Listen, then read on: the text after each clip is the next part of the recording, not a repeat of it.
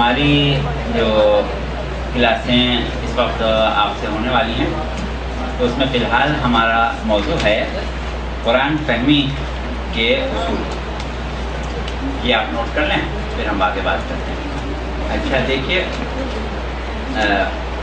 قرآن کے لیے جب ہم بات کرتے ہیں قرآن فہمی کی تو ظاہر ہے قرآن فہمی کا مطلب آپ سمجھتے ہیں کہ قرآن کو سمجھنا، فہم سمجھنے سے بنا فہم، قرآن کو سمجھنا.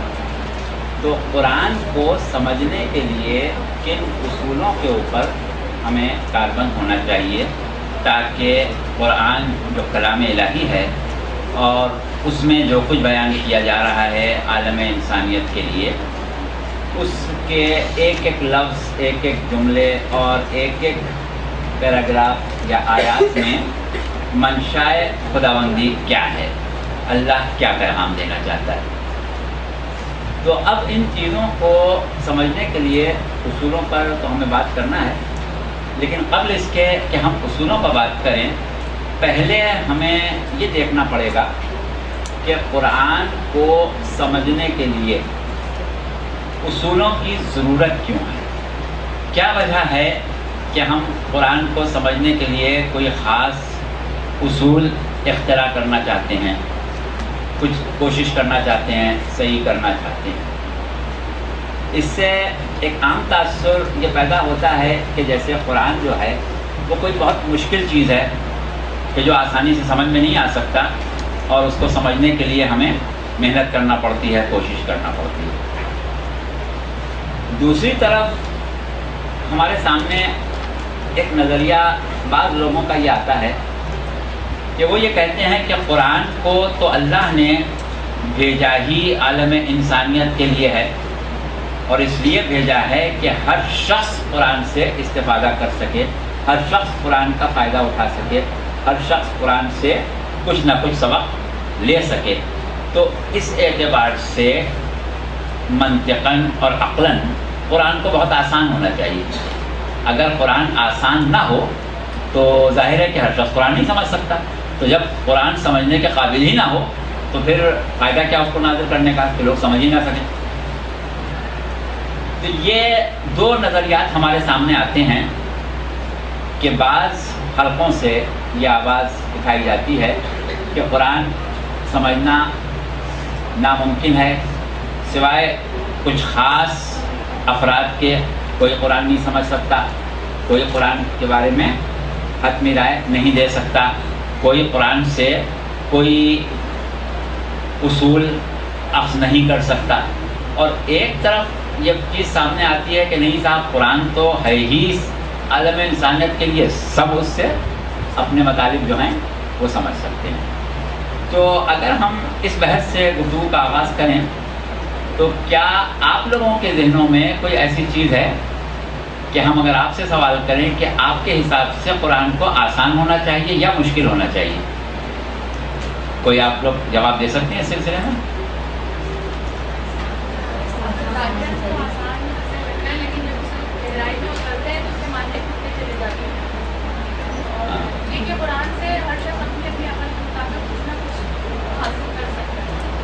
اچھا، جو وہ اپنی عقل سے حاصل کرے وہ مستند ہوگا اور اس کو مشیت خداوندی کہا جا سکے گا.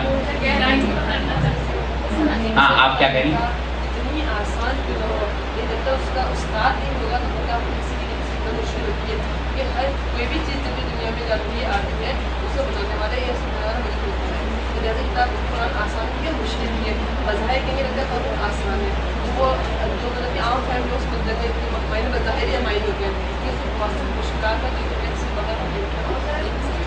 اللہ کا کلام ہے تو ہمارا کلام ہوتا ہے تو ہمارے کے اعتبار سے ہوتا ہے، خدا کا کلام ہے تو ظاہر اس کے ان کے اعتبار سے ہوگا، اس کو سمجھنے کے لیے ظاہر ہے کہ چاہیے. ہاں، بہت اچھی بات کی آپ نے. اور آپ لوگوں نے اس بات سے اتفاق کیا کہ آسان بھی ہونا چاہیے اس کو اور مشکل بھی ہونا چاہیے. دیکھیے اصل بات یہ ہے کہ جو لوگ یہ کہتے ہیں کہ قرآن بہت آسان ہے، قرآن میں جو کچھ ہے وہ سمجھانے کے لیے ہے، لہذا قرآن کو ہر شخص کی سمجھ میں آ جانا چاہیے، وہ اس بات کو بھول جاتے ہیں کہ آسان ہونے کا مطلب اگر یہ لیا جائے کہ اس میں کوئی گہرائی ہے ہی نہیں، اس میں کوئی گہرائی ہے ہی نہیں، بالکل سطحی باتیں ہیں، تو یہ قرآن کا نقص ہو جائے گا، کوئی خوبی نہیں۔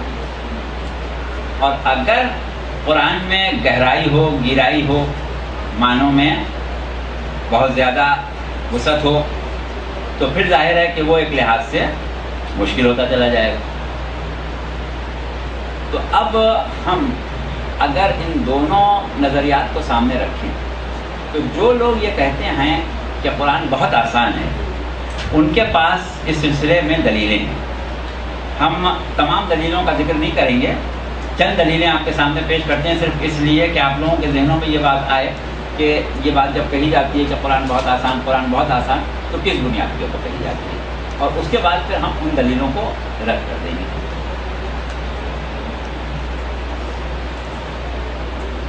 پہلی چیز تو یہ ہے کہ یہ کہا جاتا ہے کہ اگر کوئی کتاب ایسی لکھی جائے جس کو پڑھنے والے سمجھ ہی نہ سکیں، تو یہ کتاب لکھنے والے کی کمزوری ہے، کہ کتاب تو اس نے لکھ دی لیکن پڑھنے والوں کو سمجھ بھی نہیں آتا، تو یہ اس کی کمزوری ہے۔ لہذا کیونکہ قرآن اللہ کا کلام ہے، اس لیے اللہ کی ذات ہر کمزوری سے مبرہ و منزہ ہے، تو یہ کمزوری قرآن میں نہیں ہونا چاہیے۔ دوسری بات یہ کہی جاتی ہے کہ قرآن میں خود بعض مقامات پر اس قسم کی آیتیں موجود ہیں جن سے یہ لگتا ہے کہ قرآن پڑھنے والوں کے لیے بہت آسان ہے۔ ان آیات کی طرف پہلے ہم آپ کی توجہ دلا دیں۔ سورہ ہود کی پہلی آیت، الف لام را کتاب، اچھا ہم اردو کو ترجمہ پڑھ لیتے ہیں خالی۔ یہ کتاب ہے جس کی آیات محکم کی گئی ہیں، پھر بہت حکیم و خبیر کی طرف سے تفصیلاً بیان کیا گیا ہے۔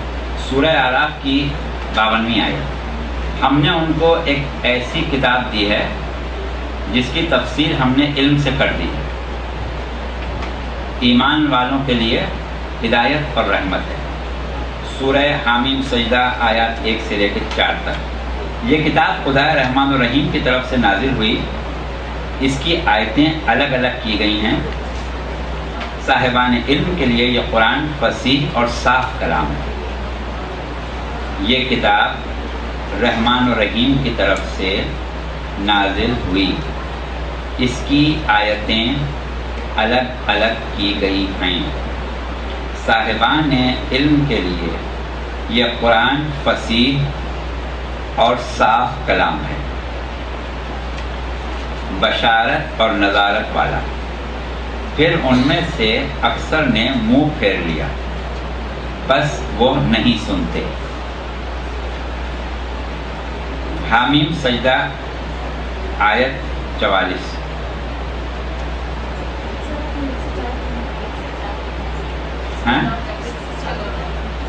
1 سے 4 تک تو ہو گئی نا، اب آگے بڑھ رہے ہیں۔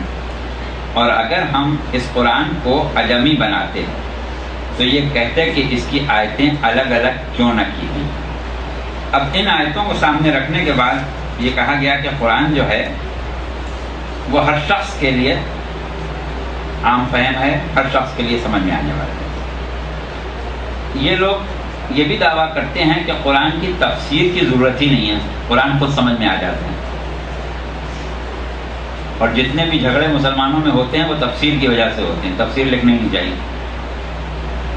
اس کے بعد وہ یہ بھی کہتے ہیں کہ ابتدائی زمانے کے مسلمانوں نے قرآن کو سمجھ لیا تھا، کیونکہ ان کی زبان قرآن تھی، ان کی زبان عربی تھی، لہٰذا انہوں نے قرآن کو سمجھ لیا تھا، جس کی وجہ سے انہوں نے دنیا میں بڑی ترقی کی۔ اچھا، یہ ہم نے چند باتیں کی اس سلسلے میں ان لوگوں کی طرف سے کہ جو کہتے ہیں کہ قرآن آسان ہے۔ اچھا، اب اس کا پہلا جواب تو وہی ہے جو ابھی ہم دے چکے، کہ جب یہ کہا جاتا ہے کہ کسی کتاب کا مشکل ہونا لکھنے والے کی کمزوری یا خرابی، تو بات یہ ہوتی ہے کہ مشکل کا لفظ اس معنوں میں اگر استعمال کیا جائے کہ جو کچھ وہ سمجھانا چاہ رہا ہے اس کو سمجھانے کا انداز اتنا ناقابل فہم ہے کہ وہ مشکل ہو گیا، یہ ہے سمجھانے والے کا نفس۔ لیکن اگر اس کے علم کی، اس کی حکمت کی بے کراں جو خاصیتیں ہیں، جو نتائج ہیں، ان کے اعتبار سے جب بات کی جائے گی، جتنا بڑا عالم گفتگو کرتا ہے اتنا ہی اس میں وزن ہوتا ہے، اتنا ہی اس میں گہرائی ہوتی ہے، اتنے ہی اس میں مفاہیم ہوتے ہیں۔ اب اگر ان مفاہیم کو لوگ نہ سمجھ سکیں تو یہ سمجھانے والے کی خرابی نہیں ہے، یہ لوگوں کی سمجھ کی خرابی ہے، نہ کہ سمجھانے والے۔ دوسری چیز جو یہ کہا جا رہا ہے کہ قرآن یہ کہہ رہا ہے کہ ہم نے صاف اور واضح زبان میں اس کو بیان کیا ہے، تو بات یہ ہوتی ہے کہ قرآن کو عربی میں پروردگار عالم نے نازل کیا ہے، اور عربی زبان کے جاننے والے جو اس زمانے میں تھے جب قرآن نازل ہوا تھا، ان سے بہتر عربی جاننے والا کوئی نہیں۔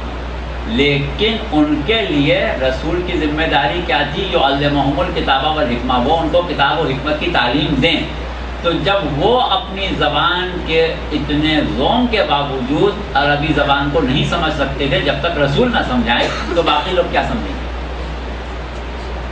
تو اس اعتبار سے یہ کہنا کہ صاف صاف لکھا ہوا ہے، سب پڑھ لیں گے، سب سمجھ لیں گے، یہ بات خلاف قاعدہ اور خلاف ہے۔ اچھا، اس کے بعد یہ کہنا کہ قرآن میں ہر بات کو خود ہی واضح کر دیا گیا ہے، تفسیر لکھنے کی کوئی ضرورت نہیں، تو اس کا جواب یہ ہے کہ اب تک جتنی تفسیریں لکھی گئیں سب بیکار لکھی گئیں، ان سب کو جلا دینا چاہیے اور لوگوں کے ہاتھ میں قرآن دے دینا چاہیے، جیسے شروع کے لوگ تفسیر لکھی جانے سے پہلے قرآن کو پڑھ کے ترقی کر گئے تھے، پھر کرنے لگے۔ تو ظاہر ہے کہ عملاً ایسا نہیں ہے۔ تو ان تمام چیزوں کو سامنے رکھتے ہوئے جب ہم غور کرتے ہیں کہ قرآن کو آسان کہیں یا مشکل، تو نتیجہ یہ نکلتا ہے کہ قرآن خود مشکل نہیں ہے، یعنی قرآن میں وہ مشکلات نہیں ہیں جس کو نقص کہا جائے، بلکہ قرآن ایک مختصر سی کتاب ہے۔ ہم یہ دیکھتے ہیں کہ اگر آج کے زمانے میں 10 15 20 25 دانشوروں کی ٹیمیں مل کے ایک انسائکلوپیڈیا لکھتی ہیں، 50 جلدیں، 100 جلدیں، 150 جلدیں، اس میں بھی وہ یہ دعویٰ نہیں کر سکتی کہ اس میں تمام علوم آ گئے، لیکن اس کے باوجود کچھ عرصے بعد وہ بیکار ہو جاتی ہیں، اس کے تحقیقات جو ہیں وہ ناقص اور غلط ثابت ہو جاتی ہیں، پھر نئی انسائکلوپیڈیا لکھنا پڑتا۔ لیکن وہ قرآن جس کا دعویٰ بلا ردبن ولا یابسن اللہ فی کتاب مبین کا ہے، وہ 1400 سال سے ویسے ہی کا ویسے ہی تازہ ہے۔ تو اب اس میں اتنی چھوٹی سی کتاب میں تمام علوم موجود ہیں، تو جب تمام علوم اتنی چھوٹی سی کتاب میں موجود ہیں تو ان علوم کو ظاہر ہے کہ اس طرح اس میں پوشیدہ کیا گیا ہے کہ اشاروں میں، کنایوں میں بہت سی باتیں کر دی گئیں۔ اور ہم نے پہلے جو کچھ کلاسیں آپ سے کافی عرصے پہلے، غالباً 3-4 سال پہلے لی تھی، تو اس میں ایک مثال دی تھی کہ کچھ چیزیں ایسی ہوتی ہیں کہ جن کو ہم چاہتے یہ ہیں کہ بہت سی بات چھوٹے سے نقطے میں کہہ دی جائے، چھوٹے سے لفظ میں کہہ دی جائے، چھوٹے سے حرف میں کہہ دی جائے، تو اس کا طریقہ کیا ہوتا ہے کہ کچھ سمبلس بنائے جاتے ہیں، آج کمپیوٹر کی اپنی ایک زبان ہے، اس میں سمبلز ہیں. اب جو ان سمبلز کو سمجھتا ہے وہی اس سے نتائج نکال سکتا ہے. یا کیمسٹری ہے، اب اس میں اگر ہم نے کہیں لکھ دیا سی تو ایک عام آدمی کے لیے تو وہ ایک الفابیٹ ہے، لیکن اگر ایک کیمسٹری جاننے والا ہے تو وہ کہے گا کہ سی جو ہے اس کے معنی کاربن کے ہوتے ہیں، کاربن کی اتنی قسمیں ہوتی ہیں، کاربن اس جگہ پائی جاتی ہے، کاربن کے یہ ریئیکشنز ہوتے ہیں، کاربن کا ایٹمک ویٹ یہ ہوتا ہے، کاربن کا ایٹمک نمبر یہ ہوتا ہے، کاربن مختلف چیزوں کے ساتھ اس طرح ریئیکٹ کرتی ہے. تو صرف ایک لفظ سیس کے اوپر وہ پوری کتاب لکھتے ہیں. تو کیا ہوا کہ اشارے اور کنائے میں اگر مختصر سے مختصر الفاظ استعمال کر کے زیادہ سے زیادہ مفاہیم بیان کرنا ہو تو وہ اس طرح آسان ہو ہی نہیں سکتے کہ ہر کس و ناقص کی سمجھ میں آ جائے. اس کے لیے کچھ نہ کچھ انسان کے اندر استعداد علمی ہونا ضروری ہے. اس کے بعد ایک چیز یہ ہے کہ قرآن جو ہے وہ ظاہر ہے کہ عربی زبان میں نازل کیا گیا. ہر زبان میں الفاظ جو ہیں ان کا ذخیرہ، اس زبان کی لغت، اس زبان کی ڈکشنری جو ہوتی ہے اس میں ان چیزوں کے لیے الفاظ ہوتے ہیں کہ جو چیزیں اس زبان کے بولنے والوں کے سامنے ہوں، جو ان کے یہاں جس سے ان کا واسطہ پڑتا ہو. اب اگر کوئی ایسی چیز ہے کہ جس کا اس علاقے میں وجود ہی نہیں ہے جہاں وہ زبان بولی جاتی ہے، وہ لوگ اس چیز سے واقف ہی نہیں ہیں، تو اس زبان میں اس کے لیے کوئی لفظ نہیں ہوگا. کوئی چیز اگر دنیا میں نہ پائی جائے تو دنیا کی کسی زبان میں اس کے لیے کوئی لفظ نہیں ہوگا. اچھا، اب قرآن کو جب اللہ نے عربی میں نازل کیا تو قیامت تک کے علوم بھی اس میں آ گئے. اس میں عالم برزخ کی باتیں بھی آ گئیں، اس میں عالم محشر کی باتیں بھی آ گئیں، اس میں عالم آخرت کی باتیں بھی آ گئیں، اس میں اور دیگر عوالم کی باتیں بھی آ گئیں جس کا اہل عرب سے کو کوئی علم نہیں تھا. تو اب اس کے لیے قرآن نے عربی کی لغت سے کچھ الفاظ لے کے ان کو وہ معنی دے دیے. اب اگر ہم یہ چاہیں کہ خالی عربی کی لغت سے اس کے معنی سمجھ لیں تو وہ سمجھ میں نہیں آئیں گے. اب دنیا میں وہ صراط نہیں ہے جو قیامت میں ہوگا، دنیا میں وہ میزان نہیں ہے جو قیامت میں ہوگا، دنیا میں وہ دوزخ اور جنت نہیں ہے جو آخرت کے عالم میں ہوگی، دنیا میں وہ چیزیں نہیں ہیں جو آخرت میں ہوں گی، دنیا میں وہ چیزیں نہیں ہیں جو عالم برزخ میں ہوں گی. تو اب ان کے لیے جو الفاظ استعمال ہوں گے وہ ہوں گے تو عربی زبان کے ہی، لیکن اس کے وہ معنی جو لغت میں ہیں وہ نہیں ہوں گے. اب اگر اللہ نے کہا میزان تو میزان کے عربی لغت میں ترازو کے معنی ہیں، لیکن ظاہر ہے کہ وہ لفظ منتخب کیا گیا ہے. اب قیامت میں میزان کیا ہوگا یہ تو وہی بتائے کہ جو یہ جانتا ہو کہ مشیت ازدی میں میزان کا کیا مطلب ہے. تو زبان میں اور لغت میں جو الفاظ عام طور پر استعمال کیے جاتے ہیں، اب وہ شخص کتنی ہی اچھی عربی کیوں نہ جانتا ہو وہ اس کے وہی معنی لے گا جو اہل زبان لیتے ہیں. لیکن اللہ نے اس کو کن معنوں میں لیا ہے یہ وہ نہیں سمجھ سکتا.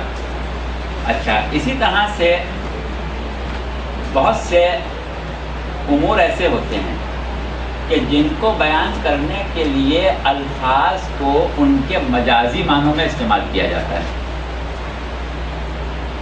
جو کہ ہمارے یہاں ہر زبان میں طریقہ ہے کہ ہم بعض اوقات الفاظ کو مجازی معنوں میں استعمال کرتے ہیں. مثلا آپ نے کہا کہ میں تھکی ہوئی آئی تھی، گھر میں لیٹی تو آنکھ لگ گئی. کہاں لگ گئی؟ لگ تو کہیں نہیں گئی نا. مطلب آپ کا یہ ہے کہ میں سو گئی، لیکن آپ کہہ کے آ رہی ہیں آنکھ لگ گئی. یا اسی طریقے سے بہت سے الفاظ ایسے ہوتے ہیں کہ آپ نے کہا کہ بھائی یہ تو آپ کو کرنا پڑے گا کیونکہ مجھے معلوم ہے کہ یہ سب کچھ آپ کے ہاتھ میں ہے. اب ہاتھ میں کیا کوئی ہاتھ میں مٹھی میں لیے بیٹھے؟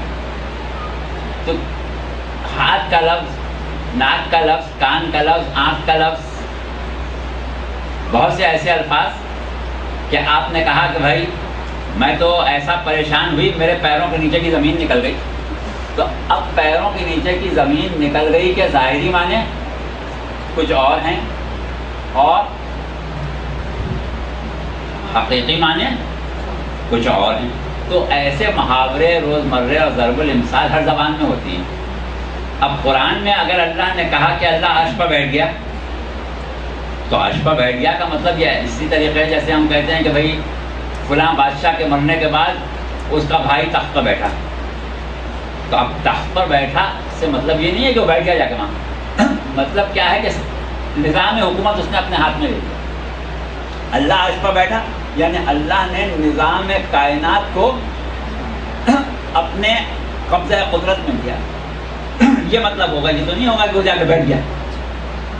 تو اس طریقے سے جو الفاظ استعمال ہوئے ہیں ان کو ہم قرآن میں ایک خاص قسم کی آیات کا نام لیتے ہیں آیات متشابہ. یہ آپ لوگوں نے پڑھا بھی ہوگا. آگے چل کے اگر وقت ہوا تو ہم پھر بتا دیں گے کہ متشابہ کیوں ہوتی ہیں آیات قرآن میں اور اس کی ضرورت کیا ہے. تو اس طریقے سے بہت سے مواقع ایسے آتے ہیں کہ جب تک ہم کو یہ نہ پتہ چلے کہ اس بات کے کہنے سے پروردگار عالم کی مشیت کیا ہے, جب تک اس کی حقیقی جو مشیت ہے وہ سمجھ میں نہیں آئے گی صرف الفاظ سے, کیونکہ الفاظ کے معنی تو اپنی جگہ وہی ہوں گے. تو اس طریقے سے بہت سے ایسے امور آ جاتے ہیں کہ جس کی وجہ سے قرآن کو سمجھنے کے لیے ہمیں کچھ اصول چاہیے ہوتے ہیں کہ جن کی بنیاد پر ہم قرآن کو سمجھیں. تو وہی ہمارا موضوع ہے کہ ہم ان اصولوں پر بات کریں کہ کن اصولوں کے ذریعے سے ہم قرآن کو سمجھیں.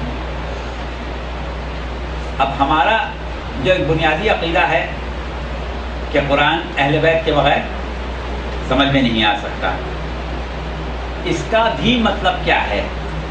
کیا ہم یہ کہتے ہیں کہ بس اہل بیت کی بیان کی ہوئی روایت یا ان کی طرف سے کوئی وضاحت اگر ہمیں مل گئی تو مل گئی, اگر نہیں ملی تو بس قرآن ہمیں خالی پڑھ کے ثواب کے لیے پڑھنے, باقی ہمارے کچھ نہیں سمجھ میں آئے گا؟ کیا یہ مطلب ہے اس کا؟ تو ظاہر ہے کہ مکمل معنوں کو سمجھنا, ان کی ہر کیفیت کو جاننا, اس کے ظاہر اور باطن کو سمجھنا, اس کی تعبیر کو سمجھنا, وہ ایک الگ چیز ہے. اور محکم آیات سے واضح طور پر اگر کوئی بات بیان کی جا رہی ہے اس کو سمجھ لینا وہ بالکل ایک الگ چیز ہے. کیا اگر قرآن میں لکھا ہے کہ قل هو اللہ احد, اے رسول آپ کہہ دیجئے کہ وہ اللہ ایک ہے, تو اب اس میں کوئی ایسی بات نہیں ہے کہ جس کے لیے ہم کوئی اس قسم کی وضاحت ڈھونڈنے جائیں. اب یہ اور بات ہے کہ ظاہری معنوں میں نہیں, اب اس کے باطنی معنی کیا ہیں, باطن میں اس کے کیا کیا چیزیں, وہ پھر ایک الگ مسئلہ آ جائے گا. اس کے لیے بے شک ہمیں رجوع کرنا پڑے گا راسخون فی العلم کی طرف. تو اس طریقے سے قرآن کو سمجھنے کی کوشش کرنا اور مفاہیم کو واضح کرنا یہ کوئی ایسی چیز نہیں ہے کہ اس کے اوپر مکمل پابندی ہو, لیکن ہر کس و ناقص کو یہ اجازت نہیں ہے کہ وہ بغیر علم کے صرف اپنی طرف سے قیاس آرائی کی بنیاد پر قرآن کو سمجھنے لگے, جب تک کہ وہ ان اصولوں کا نہ سمجھے کہ کن اصولوں کے تحت اس کو سمجھا جائے گا. تو یہ ایک تمہیدی چیز تھی جس کو ہم نے آپ کے سامنے پیش کیا. اس کے بعد اس میں اور بھی کچھ نکات ہیں جو وقتاً فوقتاً ہم بیان کرتے رہیں گے, لیکن اس وقت ہم اپنے اصل موضوع پر جلد از جلد لانا چاہتے ہیں تاکہ کم سے کم وقت میں آپ لوگوں کو زیادہ سے زیادہ باتیں جو ہیں وہ بتائی جا سکیں. تو بات یہ ہے کہ قرآن کو سمجھنے یا سمجھانے کے جو قواعد و ضوابط ہیں ان کو ہم ایک اعتبار سے تفسیر قرآن کے قواعد و ضوابط کہہ سکتے ہیں۔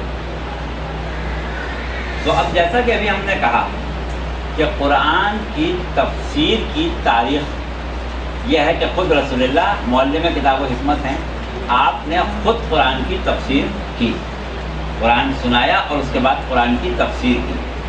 اس سے اس بات کا بخوبی اندازہ لگایا جا سکتا ہے کہ قرآن کو سمجھنے کے لیے محض زبان کا جان لینا کافی نہیں، بلکہ اس کے مفاہیم کی گہرائی اور گہرائی کو سمجھنے کے لیے کسی معلم قرآن کی ضرورت ہے۔ اور پھر قرآن کو کبھی کتاب العلم کہا جاتا ہے، کبھی قرآن میں خود علم کتاب کا لفظ آتا ہے۔ حضرت آصف برقیہ کے بارے میں من عندہ علم من الکتاب کا لفظ آیا، امیر المومنین کے بارے میں من عندہ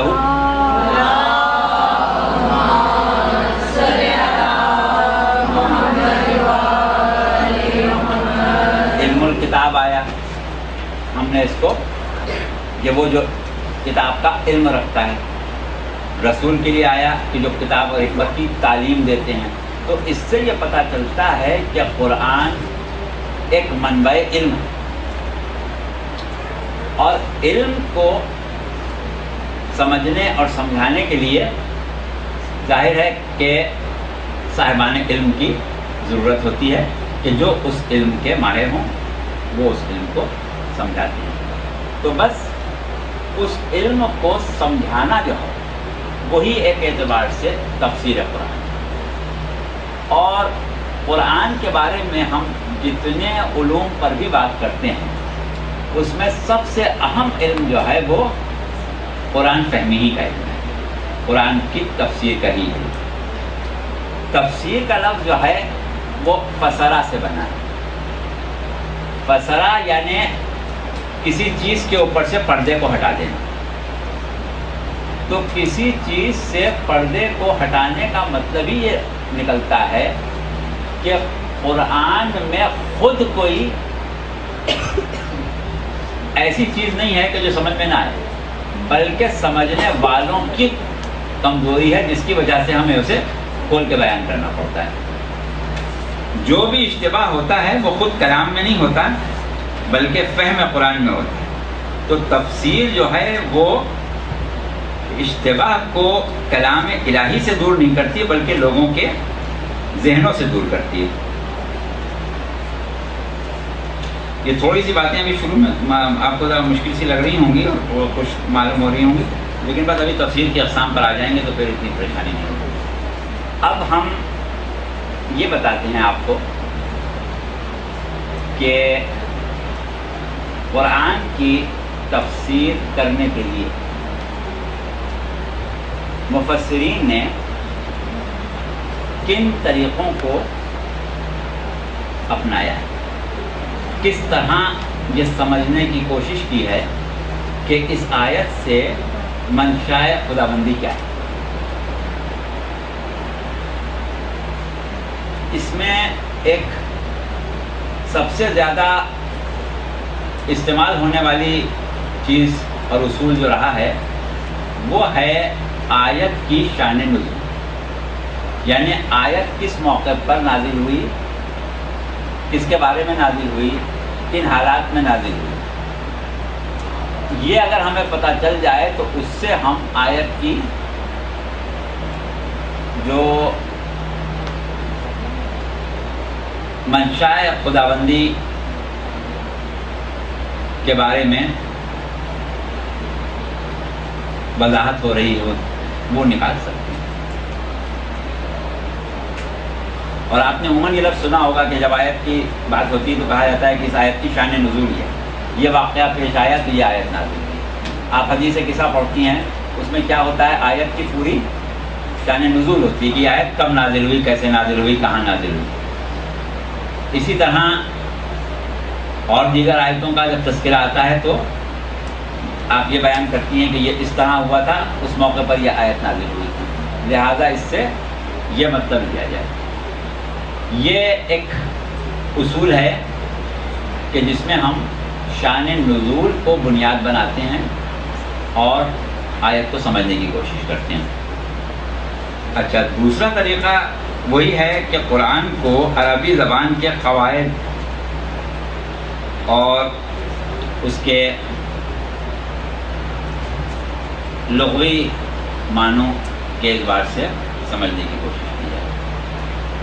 تیسرا طریقہ یہ ہوتا ہے کہ قرآن کو ہم دیگر جدید علوم کی روشنی میں سمجھنے کی کوشش کریں۔ یہ طریقہ ہمارے ہاں اکثر رائج رہا ہے کہ ہم سائنس، حیات اور ارضیات وغیرہ کے علوم کو سامنے رکھ کے اور قرآن کو سمجھنے کی کوشش کرتے ہیں۔ اس طریقے میں خوبی یہ ہے کہ ہم بنیاد بناتے ہیں ایک اصول کو، اور وہ اصول یہ ہے کہ اللہ کا قول، قرآن کیا ہے؟ اللہ کا قول ہے، اور کائنات جو ہے وہ اللہ کا فعل ہے، اللہ نے کیا ہے۔ تو کائنات اللہ کا فعل اور قرآن اللہ کا قول، تو کیا یہ ممکن ہے کہ کسی کے قول اور فعل میں فرق ہو؟ اگر کوئی شخصیت جو اپنا معاشرے میں کوئی مقام و مرتبہ رکھتی ہو تو ہم اس کی خوبی یہ بیان کرتے ہیں کہ ان کے قول و فعل میں فرق نہیں ہے، لیکن اگر کسی کے قول و فعل میں فرق ہو تو ہم اس کو مستند شخصیت نہیں مانتے۔ تو جب اس اصول کے تحت ہم سوچتے ہیں تو کیا یہ ممکن ہے کہ اللہ کے قول و فعل میں کوئی فرق ہو؟ تو اللہ کے قول اور فعل میں فرق نہیں ہو سکتا۔ جو اللہ کہتا ہے وہی کرتا ہے، جو کرتا ہے وہی کہتا ہے۔ تو اب پوری کائنات اللہ کا فعل ہے۔ یہی وجہ ہے کہ ہم کائنات کی ہر شے کو اللہ کی آیت کہتے ہیں، قرآن کے ہر جملے کو بھی اللہ کی آیت کہتے ہیں۔ قرآن کا جملہ یہ آیات الہی۔ اچھا، اور کائنات کے عجائبات کو بھی ہم آیات الہی کہتے ہیں۔ ان فی خلق السماوات والارض واختلاف اللیل والنہار لآیات لأولی الالباب، زمین و آسمان کی خلقت میں اور رات و دن کے آنے جانے میں صاحبان عقل کے لیے آیات ہیں۔ اسی طرح آیات کے بارے میں، کائنات کی آیات کے بارے میں بہت سی آیتیں ہیں قرآن میں۔ اس وقت ہم سب کرنے جا رہے ہیں، آئندہ کا وقت ہوگا تو ان آیات کی طرف نشاندہی کریں گے۔ لیکن ایک آیت جہاں پروردگار عالم یہ کہہ رہا ہے کہ سنریہم آیاتنا فی الآفاق وفی انفسہم حتی یتبین لہم انہ الحق، سورہ سجدہ کی آیت، کہ بہت جلد ہم ان کو زمین و آسمان میں اور خود ان کے نفوس میں اپنی آیتیں دکھا دیں گے، یہاں تک کہ ان کو واضح ہو جائے کہ حق یہ ہے۔ تو اس کا مطلب کیا ہوا کہ عجائبات قدرت جو ہیں وہ بھی اللہ کی آیتیں ہیں، اور قرآن کے جملے جو ہیں وہ بھی اللہ کی آیتیں ہیں۔ تو اب اگر عجائبات قدرت کا علم ہمیں کسی نتیجے پر پہنچا رہا ہے تو اس کا سہارا لے کے ہم قولی آیات کو سمجھنے کی کوشش کر سکتے ہیں۔ یہ طریقہ ایک مقبول طریقہ ہے، لیکن اس میں کچھ خامیاں ہیں، اور اس سے پہلے والے جو طریقے ہم نے بتائے، شان نزول والا اور عربی زبان کے قواعد و ضوابط والا، ان میں بھی کچھ خرابیاں ہیں۔ اچھا، چوتھی چیز جو ہے وہ ایک اور ہے کہ جو ہمارے ہاں ایسے طبقے مفسرین کے پیدا ہوتے رہے ہیں کہ جنہوں نے یہ کہا کہ قرآن کے ظاہر میں جو کچھ ہے وہ تو بہت کم ہے، کیونکہ ہمارے پاس ایسی روایات ملتی ہیں کہ ایک ظاہر کے 70 باتیں ہیں۔ تو جب ایک ظاہر کے 70 باتیں ہیں تو پھر قرآن میں اصل میں تو جو کچھ ہوا وہ سب باطنی نہیں ہوا، ظاہر تو اس کے مقابلے میں کچھ بھی نہیں ہوا۔ تو پھر ہم ظاہر کے چکر میں کیوں پڑیں؟ جتنی بھی کوشش کریں وہ باطن کو، بطون قرآن کو سمجھنے کی کوشش کریں، اور جب بطون قرآن سمجھ میں آئیں گے تو قرآن خود بخود سمجھ میں آ جائے گا۔ یہ بھی ایک مکتب فکر ہے، ایک اسکول آف تھاٹ ہے کہ بطون قرآن کو سمجھو، ظاہر کو چھوڑو۔ اور بعض تفاسیر اس طرح لکھی گئی ہیں کہ اس میں صرف بطون قرآن کی بات ہوئی ہے، قرآن کے باطن کی بات ہوئی ہے، قرآن کے ظاہر کو نظر انداز کیا گیا. لیکن اس میں بھی ایک خرابی ہے، اس کی طرف ابھی ہم توجہ دلا رہے ہیں. اس کے بعد ایک اصول تفسیر کا جو اس وقت سب سے زیادہ مقبول ہے اور گزشتہ 100 سال سے رائج ہوا ہے، اس سے زیادہ پرانا یہ اصول نہیں، وہ ہے، اس کو ہم کہتے ہیں تفسیر موضوعی. میم واو ضاد واو عین، تفسیر موضوعی. اچھا، تفسیر موضوعی جو ہے اس کی بھی کچھ قسمیں ہیں، وہ انشاءاللہ ہم آپ کو اگلی کلاس میں بتائیں گے. آج صرف یہ سمجھ لیں کہ تفسیر موضوعی جو ہے خود ہوتی ہے. تفسیر موضوعی کا مطلب یہ ہے کہ ہم قرآن کو اس طرح سمجھنے کی کوشش کریں کہ مختلف موضوعات کا انتخاب کر لیں، کیونکہ قرآن میں بہت سے موضوعات پر گفتگو کی گئی ہے. قرآن میں الہیات پر بھی گفتگو کی گئی ہے، قرآن میں عالم آخرت پر بھی گفتگو کی گئی ہے، قرآن میں دنیا کے عجائبات پر بھی گفتگو کی گئی ہے، قرآن میں تاریخ پر بھی گفتگو کی گئی ہے، انبیاء کی تاریخ بیان کی گئی، قرآن قصے بیان کیے گئے، قوموں کے عذابوں کے قصے بیان کیے گئے، قرآن میں احکامات پر بھی بات کی گئی، اوامر و نواہی پر بات کی گئی، قرآن میں علم حیات پر بھی بات کی گئی، طبقات الارض پر بھی بات کی گئی، حیوانات پر بھی بات کی گئی، حشرات الارض پر بھی بات کی گئی، انسانوں پر بھی بات کی گئی. تو قرآن کے بہت سے موضوعات ہیں. اخلاقیات پر بھی بات کی گئی، معاشی اور معاشرتی اصولوں پر بھی بات کی گئی، اقتصادیات پر بات کی گئی. تو قرآن کے موضوعات بے شمار ہیں. اگر ہم ایسا کریں کہ قرآن کا ایک موضوع لیں اور پورے قرآن میں وہ آیتیں تلاش کریں کہ جو اس موضوع سے متعلق ہیں. مثلا ہم نے اقتصادیات کا اگر موضوع لیا تو اقتصادیات کے بارے میں قرآن میں جتنی آیتیں ہیں وہ سب لے لیں. قرآن کی آیتیں خود ایک دوسرے کی تفسیر ہوتی ہیں. تو جب اس موضوع سے متعلق ہمارے پاس 10 12 15 20 25 50 آیتیں جمع ہو جائیں گی تو پھر ہمارے پاس اس موضوع کے بارے میں قرآن کا نقطہ نظر خود بخود سامنے آ جائے گا.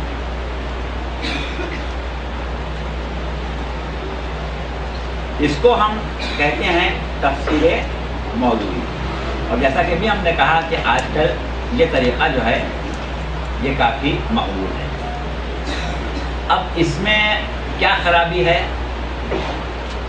کیا اشتباہات پیدا ہو سکتے ہیں، اس پر ہم بات کریں گے. لیکن پہلے والے جو ہم نے 4-5 طریقے بیان کیے ہیں اس میں کیا خرابی ہے اس پر بات کریں. دیکھیے، پہلی چیز جو ہم نے کہی کہ آیت کی شان نزول سے اس آیت کے مفاہیم کو سمجھنا. اس میں جو ایک بہت بڑا اعتراض وارد ہوتا ہے وہ یہ ہوتا ہے کہ قرآن جو ہے وہ زیادہ مستند ہے، زیادہ محکم ہے بنسبت روایت کے. یعنی کوئی روایت بیان کی جائے کہ بھئی ایسا ہوا تھا، وہ جو ہے وہ اتنی مستند نہیں ہوتی جتنا خود قرآن مستند ہے. اب ہم کیا کر رہے ہیں کہ شان نزول کہاں سے آ رہی ہے؟ ایک روایت ہے، کسی نے بیان کیا کہ بھئی یہ ہوا تھا. تو کیا ہوا کہ ہم ایک کمزور چیز سے مضبوط چیز کو سمجھنے کی کوشش کر رہے ہیں. روایت تو جھوٹی بھی ہو سکتی ہے، غلط بھی ہو سکتی ہے، اور ہوا بھی ہے.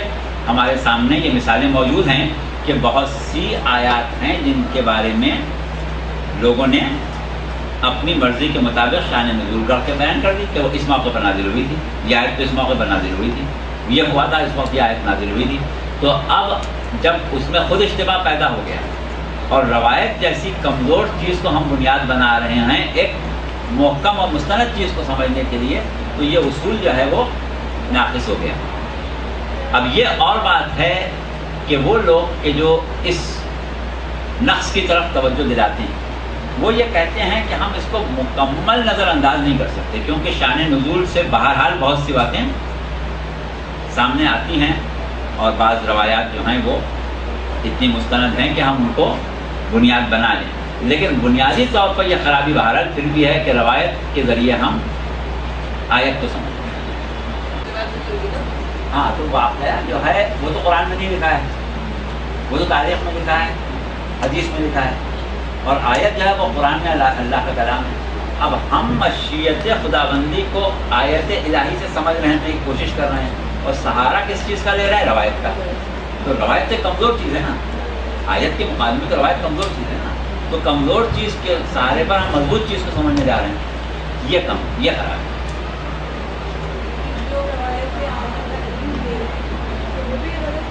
بات یہ ہے کہ ائمہ طاہرین جو بات کہہ رہے ہیں، یا خود رسول اللہ جو بات کہہ رہے ہیں، وہ ہم سے تو نہیں کہہ رہے ہیں نا، درمیان میں بہت سے لوگ آ گئے ہیں۔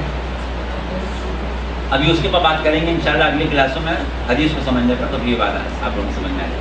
درمیان میں تو بہت سے لوگ آ گئے نا۔ آیا تفسیر میں درمیان میں کوئی نہیں آیا۔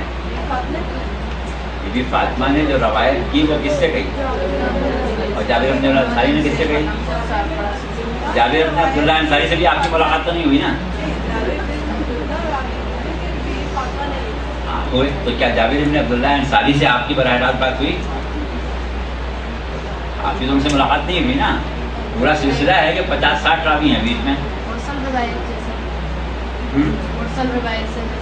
ہاں، ابھی وہ اس پر ہم آئیں گے، مرسل کیا ہے اور موقوف کیا ہے، معلق کیا ہے، ان کا بعد میں بات کریں گے۔ اچھا، تو کیا ہوا کہ روایت کے ذریعے ہم نے سمجھا ہے، اور روایت جو ہے وہ بات ہے۔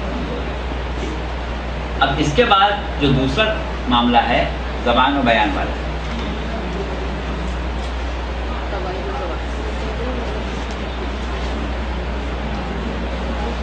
وہ اس میں وہی والی بات جو بھی ہم کہہ رہے تھے کہ زبان میں تمام الفاظ جو ہیں وہ ترجمانی نہیں کر سکتے ان علوم کی جن کو قرآن میں بیان کیا گیا ہے، کیونکہ وہ محدود عربی لغت کے الفاظ ہیں۔ اور اگر یہ طریقہ کارگر ہوتا تو وہ اہل زبان جن کے زمانے میں قرآن نازل ہوا تھا ان کو کتاب کی تعلیم دینے کی ضرورت نہ پڑتی، ان کو خود ہی سمجھ میں آ جاتا۔ تو جب ان کی سمجھ میں نہیں آیا، ان کو تفسیر کرنا پڑ گئی، ان کے لیے بیان کرنا پڑ گئے معنی اور مفاہیم، تو اس کا مطلب کیا ہے کہ باقی لوگوں کے لیے بھی کافی نہیں۔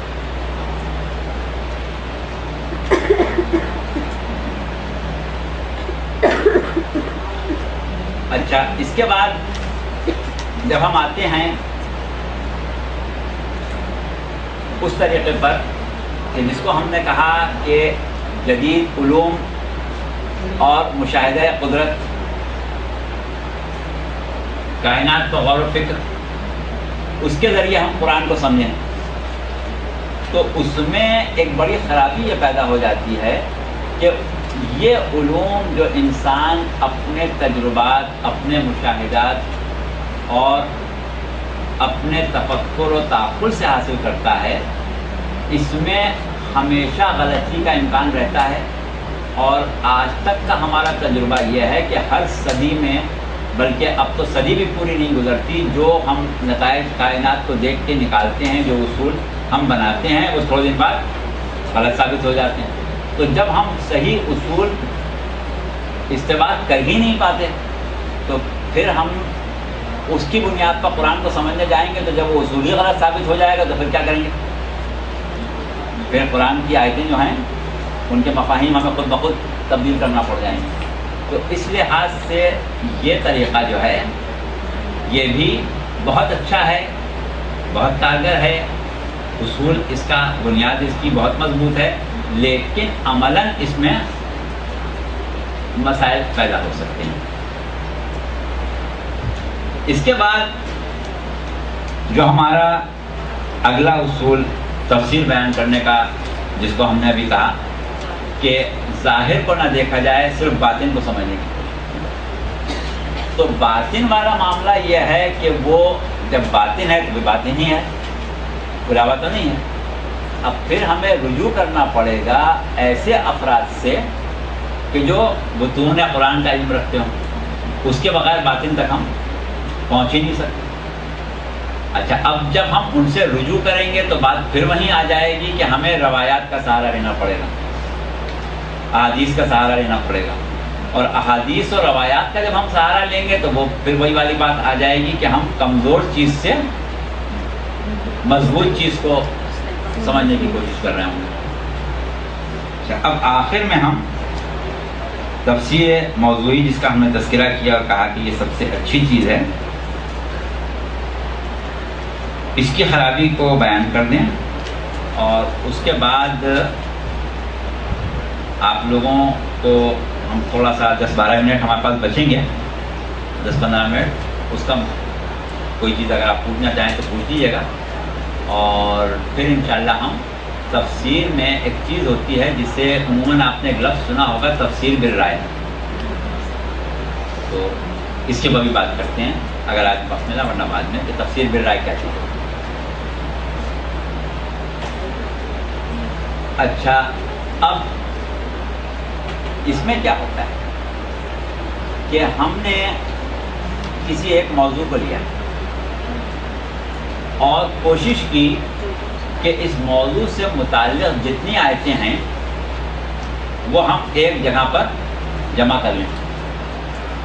اب اس میں ایک غلطی کا امکان یہ ہوتا ہے کہ کسی آیت کے بارے میں ہم نے یہ رائے قائم کی کہ اس کا تعلق اس موضوع سے ہے، اس میں جو کچھ بیان کیا جا رہا ہے وہ اس موضوع سے متعلق ہے، جبکہ مشیت عرضی میں وہ موضوع اس موضوع کی آیت نہیں ہے، وہ کسی اور موضوع کی آیت ہے، ہم اس کو اس موضوع کی آیت سمجھیں۔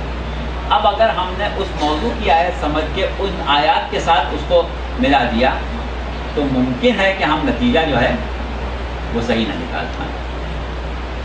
تو اس اعتبار سے یہاں پر ایک مشکل یہ پیش آ جاتی ہے کہ ہم نے یہ جو آیتیں جمع کی ہیں، آیا ہر آیت اسی موضوع کی ہے بھی کہ نہیں؟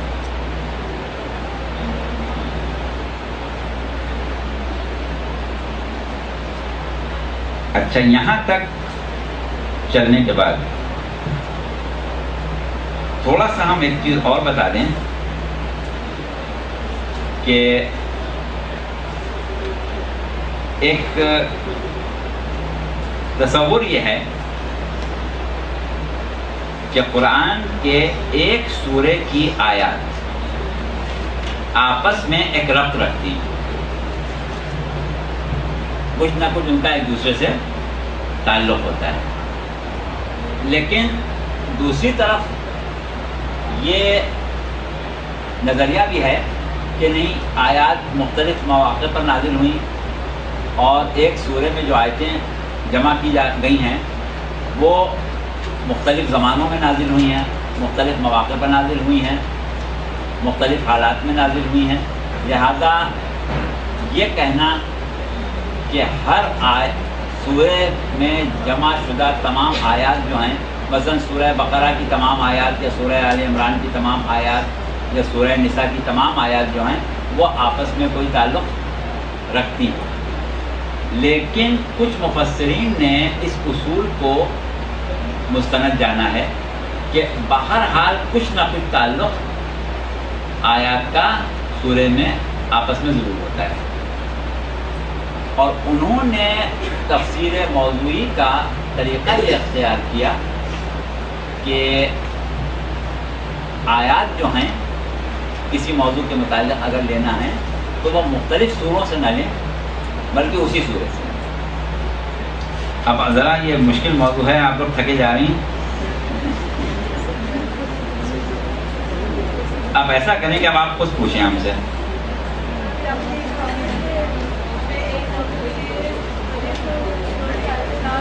ہاں،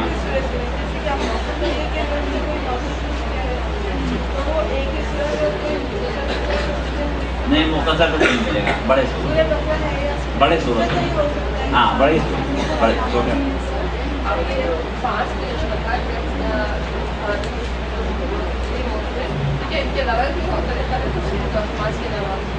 عام طور پر یہی ہیں، اور ہم آپ کو اس کے علاوہ نہیں کہیں۔ سب صحیح ہیں، لیکن بات یہی ہے کہ اگر آپ کے ذہن میں اس کی خرابی بھی ہے تو اس کو سامنے رکھ کے ہاں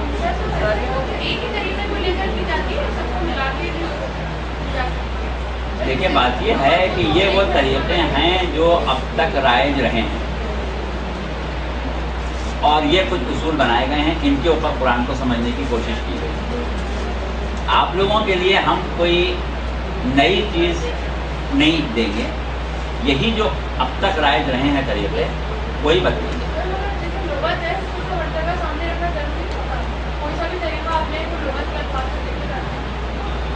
بالکل صحیح کہا۔ بات یہ ہے کہ زبان کو سمجھنے کے لیے زبان کے معنی دوبارہ سمجھنا پڑیں گے، لیکن لغت میں بھی آپ کو اس بات کا خیال رکھنا پڑے گا کہ ایک چیز ہوتی ہے لفظی یا لغوی معنی اور ایک ہوتے ہیں مجازی معنی، جیسا کہ ابھی ہم نے گفتگو کی۔ تو زبان پر تو آپ کو بہرحال عبور آ سکتے ہیں کہ آپ اس کے لغوی معنی بھی سمجھتے ہوں اور مجازی معنی بھی سمجھتے ہیں، لیکن محض ان معنوں کی بنیاد کے اوپر مطلب نکال رہے ہیں، اس میں غلطی ہو سکتی ہے، ضروری نہیں کہ ہو جائے، ہو سکتی ہے۔ ابھی ہم بتائیں گے آپ۔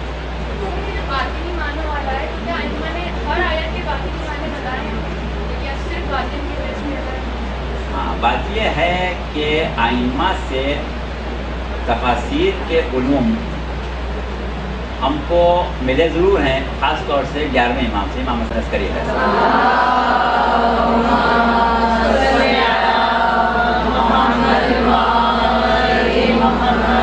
بلکہ بعض حلقوں میں تو یہ سمجھا جاتا ہے کہ آپ نے خود تفسیر قرآن کی، لیکن مسئلہ یہی ہے کہ ہمیں سہارا پھر وہی روایات کا لینا پڑتا ہے اور اس میں غلطی کا امکان ہوتا ہے، ضروری نہیں کہ غلطی ہو۔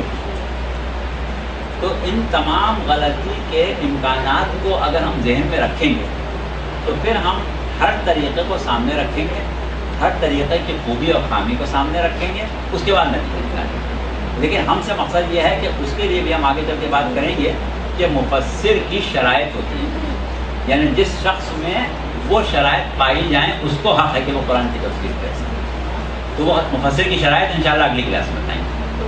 ہمارے پاس روایت کے اسلام موجود ہے، پھر اس کے باوجود ہماری کیا چیز؟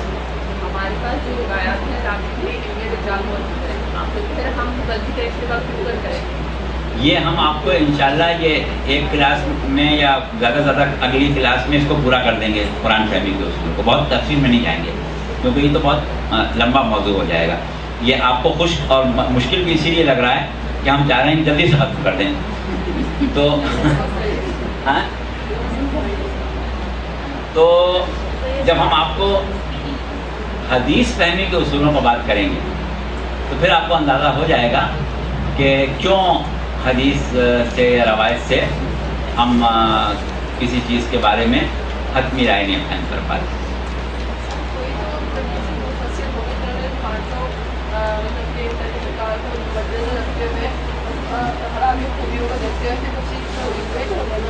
ہم تو آپ لوگوں کو بنا رہے ہیں وہ مفسر کہ آپ کریں ایسی۔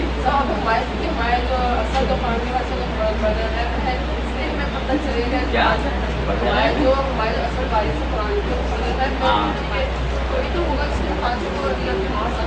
یہی ہم کہہ رہے ہیں کہ قرآن کو سمجھنے کے لیے بہرحال ہمارے پاس کچھ اصول ہیں اور مفسر کی کچھ شرائط ہیں، وہ پوری ہو جائیں تو تفسیر کر سکتے ہیں، سمجھ سکتے ہیں۔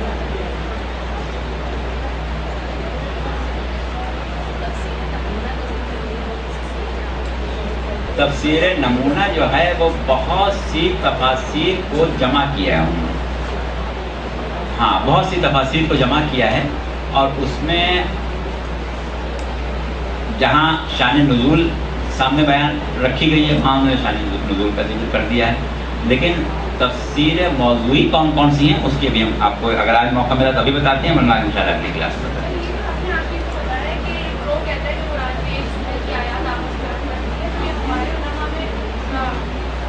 نہیں ہے، ابھی ہم آپ کو بتا رہے ہیں اس اسکول کا ہم ذکر کر رہے ہیں۔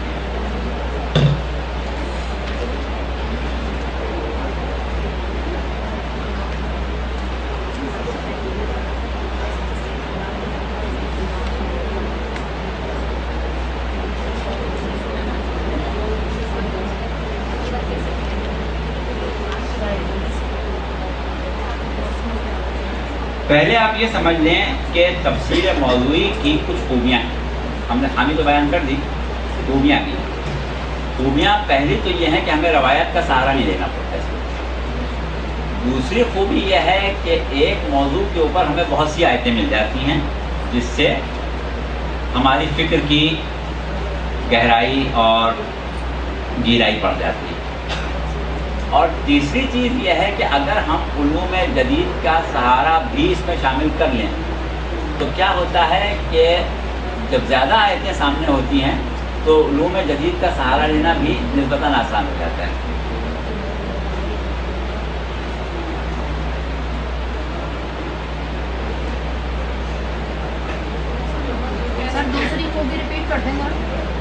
دوسری خوبی یہ ہے کہ خارجی علوم کی روشنی میں فکر کرنے کے لیے زیادہ رائیں کھل جاتی ہیں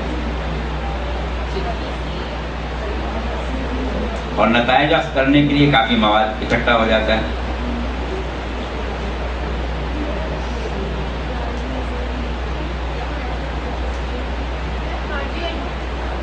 کیا چیز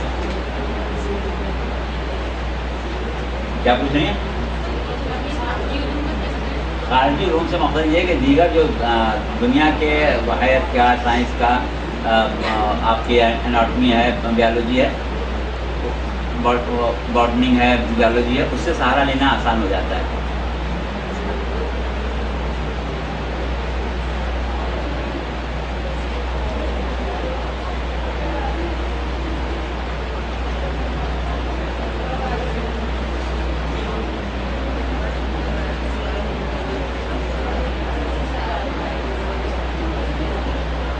یہ جو ہم نے ابھی آپ سے کہا کہ بعض لوگوں کا یہ خیال ہے کہ قرآن کی ایک سورے کی آیتیں جو ہیں ان میں ربط ہوتا ہے، تو تفسیر موضوعی کے لیے ایک موضوع کو کسی ایک بڑے سورے کی آیات سے نکالا جائے. اس پر کام کیا ہے مصر کے ایک عالم ہیں، انہوں نے ایک کتاب لکھی ہے. عالم کا نام ہے محمد غزالی.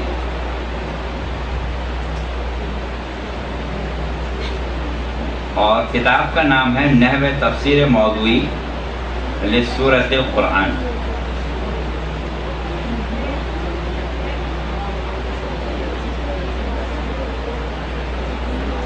اور ان کا کہنا یہ ہے کہ قرآن کے چھوٹے سورے بھی آپس میں رابط رکھتے ہیں، اور یہ بات تو خیر ہے کہ قرآن کے چھوٹے سوروں میں تو آپس میں ربط ہے آیتوں میں.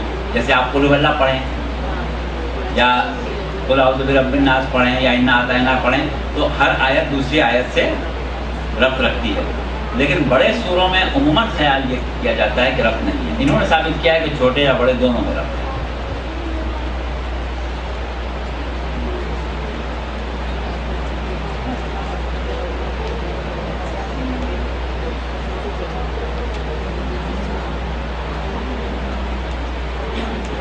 یہ اور بات ہے کہ بعض جگہ بڑے سوروں میں کسی ایک ہی موضوع پر مسلسل آیتیں مل بھی جاتی ہیں.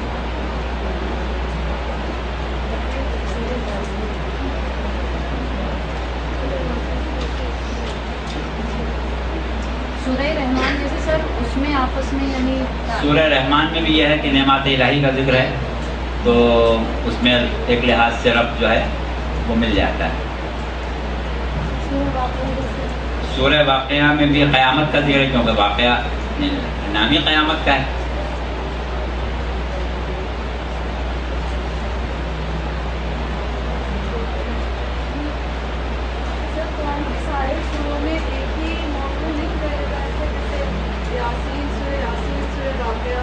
نہیں، ایک ہی موضوع تو نہیں ہے.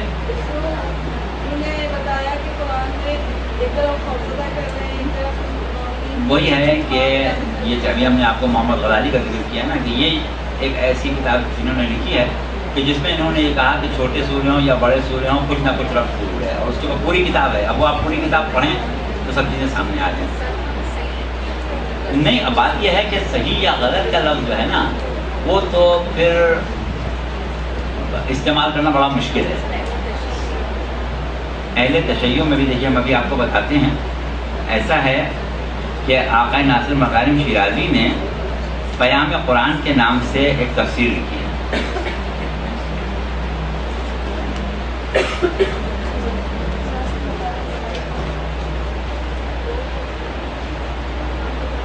لیکن انہوں نے ایک آیت ایک سورہ نہیں لیا ہے، انہوں نے یہ طریقہ اختیار کیا ہے کہ پورے قرآن سے آیتیں لیں۔ اسی طرح آیت اللہ جعفر سبحانی نے منشور جاوید کے نام سے لکھی ہے۔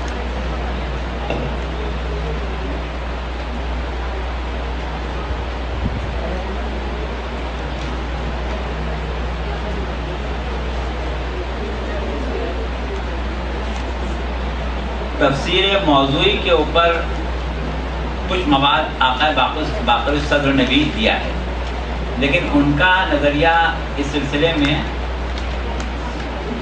یہ آیت اللہ جعفر سبحانی اور آیت اللہ ناصر مکارم شیرازی سے تھوڑا سا مختلف ہے۔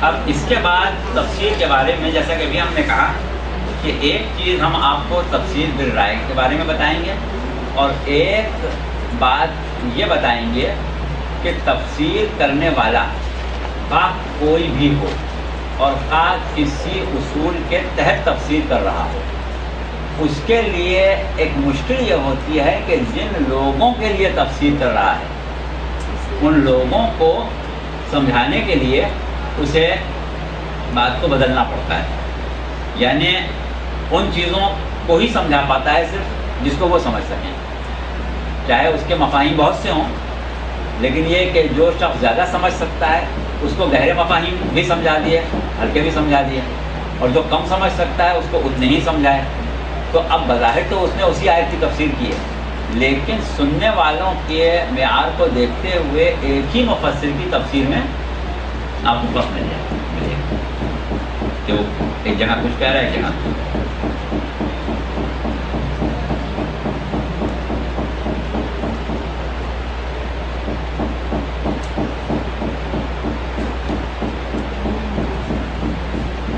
اب اس کے بعد ہم تھوڑی سی گفتگو کریں گے انشاءاللہ کہ رسول اللہ نے جب تفسیر کا آغاز کیا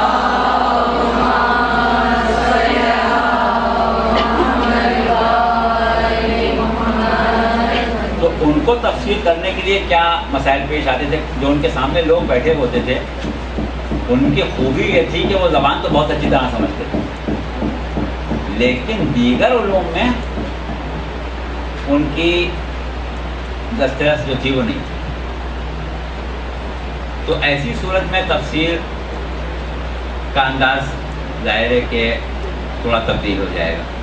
اسی طرح ابھی آپ نے آئمہ کا سوال کیا تھا، تو آئمہ کا مسئلہ بھی یہی ہے کہ آئمہ کی محفلوں میں بیٹھنے والے اور آئمہ کی صحبت میں بیٹھنے والے مختلف قسم کے لوگ ہوتے ہیں، اور مختلف قسم کے لوگ، مختلف فکر کے لوگ، مختلف ذہنی صلاحیتوں کے لوگ، تو بہت سی باتیں ایسی ہوتی ہیں جو بعض لوگوں کے سمجھنے کی نہیں ہوتی، اور بعض چیزیں ایسی ہوتی ہیں کہ وہ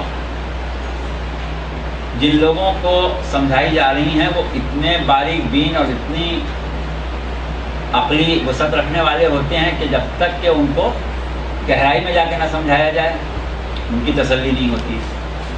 تو اس اعتبار سے ہمیں روایات جہاں معصومین علیہم السلام نے قرآن کے مفاہیم بیان کیے ہیں یا تفسیر کی ہے، اس کو دیکھنا پڑتا ہے کہ یہ گفتگو جن لوگوں کے سامنے کی گئی ہے وہ لوگ کس قسم کے ہیں۔ آج کی حد تک یہاں پر ختم کیے دیتے ہیں، اور انشاءاللہ اگلی کلاس میں ہم مکمل کر دیں گے اس کو۔ تو اب یہ بتائیں کہ اس میں آپ لوگوں کو ایسی بہت مشکل تو نہیں پیش آئی؟ پیش تو آئی، مطلب تھوڑا پریشانی تو ہوئی نہیں؟ اچھا، باقی جو کچھ کہا گیا وہ سمجھ میں آ گیا نا، اتنا مشکل تو نہیں ہے۔ کچھ سوال ہے تو پوچھنے بھی ہیں 3-4 منٹ۔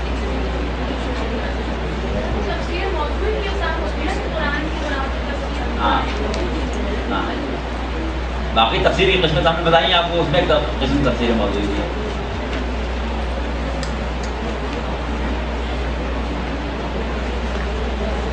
اس کے بعد بس چند چیزیں بتا دیں گے تفسیر بالرائے وغیرہ، اور پھر جو کچھ اشتباہات ہیں قرآن کے بارے میں ان کے اوپر بات کر لیں گے تاکہ قرآن فہمی جو ہے اس میں ان چیزوں کو بھی سامنے رکھ دیا جائے، بس اس کے بعد حدیث پہ آ جائیں گے انشاءاللہ۔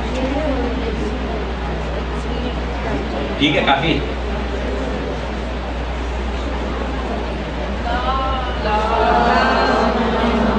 یہ پانی ہمارے لیے